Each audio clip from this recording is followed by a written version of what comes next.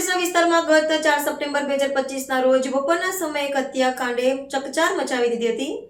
Pandesara Halvad Bapunagar society પાસે road પર જાહેરમાં જુમલો કરી 34 વર્ષીય સંદીપસિંહ રાજપૂતની હત્યા કરવામાં આવી હતી.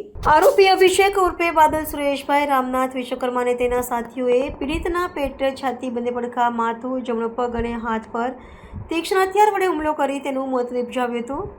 હત્યા બાદ આરોપી સ્થાનિક પોલીસની નજર ચૂકવીને ફરાર થઈ ગયો હતો. સુરત પોલીસ કમિશનરની ચુસ્ત માર્ગદર્શન હેઠળ પાંદેસરા પોલીસે હત્યારાની શોધખોળ તેજ કરી. હ્યુમન સોર્સ દ્વારા મળેલી ચોક્કસ માહિતીના આધારે પોલીસને ખબર પડી કે આરોપી ઉત્તર પ્રદેશના પ્રયાગરાજ જિલ્લાના હળિયા વિસ્તારના ધનુપુર બજાર ખાતે છુપાયેલો છે. તાત્કાલિક હેડ કોન્સ્ટેબલ ભૂપતભાઈ ઓઢાભાઈ અને હેડ કોન્સ્ટેબલ શિવરાજભાઈ પીઠાભાઈની ટીમે રચીને પ્રયાગરાજ મોકલવામાં આવી. સ્થાનિક ઇનપુટ્સના આધારે ટીમે તપાસ હાથ ધરા ફરાર આરોપી અભિષેક ઉર્ફે બાદલને ઝડપી લીધો છે. પૂછપરછ દરમિયાન આરોપીએ હત્યા કબૂલ કરી અને જણાવ્યું હતું કે ગુનો કર્યા બાદ તે પોતાના વતન ભાગી ગયો હતો. પાંદેસરા પોલીસની આ ઝડપી અને અસરકારક કાર્યવાહીને સુરત પોલીસ વિભાગ દ્વારા પ્રશંસનીય ગણાવવામાં આવી છે. આરોપીને કોર્ટમાં રજૂ કરી આગળની કાયદેસરની કાર્યવાહી હાથ ધરવામાં આવી છે. કેમેરામેન હકીમ શેખ સાથે વસીમ હાસમીનો રિપોર્ટ, આઝાદ ન્યૂઝ, સુરત. ગઈ તારીખ 15 એપ્રિલ 2026ના રોજ પાંડેસરા પોલીસ વિસ્તારમાં કર્મયોગી સોસાયટીમાં એક બનાવ બનેલ, જેમાં એક જમાઈએ સાસુ પર જ્વલનશીલ પદાર્થ નાખેલ, જેના ભાગરૂપે પાંડેસરા પોલીસ સ્ટેશનમાં ખૂનની કોશિશનો ગુનો દાખલ કરવામાં આવેલ અને 2 દિવસ બાદ જે સાસુ પર જ્વલનશીલ પદાર્થ છાંટવામાં આવેલો તેમનું મૃત્યુ થયેલું, જેથી મર્ડરનો ગુનો દાખલ થયેલો.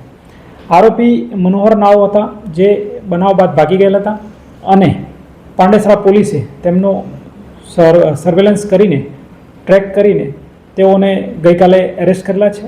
અને બનાવની મૂળ હકીકત એવી છે કે જે આરોપી છે તેમના સાળીની દીકરીની સગાઈ, જે ફરિયાદી છે આશાબેન, એમની દીકરીની સગાઈ આરોપી બીજી જગ્યાએ કરવા માગતા હતા અને સાળી તથા એમના સાસુએ બીજી જગ્યાએ સગાઈ કરી દીધેલી હતી અને ટૂંક સમયમાં લગ્ન પણ લેવાના હતા. જેનાથી હતપ્રભ થઈ આરોપીએ પોતાના અસ્તિત્વનો પ્રોબ્લેમ છે એવું માની અને આ સગાઈના મુદ્દાને ધ્યાને રાખી તેની સાસુ પર જ્વલનશીલ પદાર્થ નાખેલ અને જેના કારણે તેમને હોસ્પિટલાઇઝ કરવા પડેલા અને બાદમાં તેમનું મૃત્યુ થયેલ, જેથી મર્ડરનો ગુનો દાખલ કરી આગળની તપાસ પોલીસ ઇન્સ્પેક્ટર શ્રી કે.ડી. જાડેજા સાહેબના ચલાવી રહેલ છે અને તેમના વિરુદ્ધ પુરાવા એકત્રિત કરવાની કાર્યવાહી ચાલુ છે. જે સાહેબ આરોપી શું કરતો હતો અને જ્વલનશીલ પદાર્થ છે ક્યાંથી લાવ્યો હતો?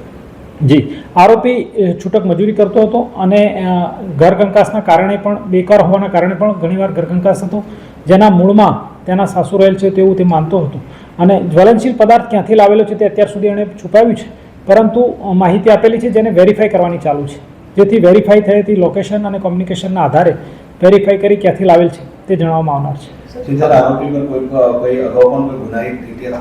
ના, આરોપીનું આ પ્રથમ જ બનાવ છે અને પહેલી વાર જ ગુનો દાખલ થયો. ના, તેઓના કૌટુંબિક પારિવારિક ઝઘડાઓ વિશે ક્યારેય કોઈ પોલીસ ફરિયાદ, અરજી કે રજૂઆત કે કોલ મળેલ નથી.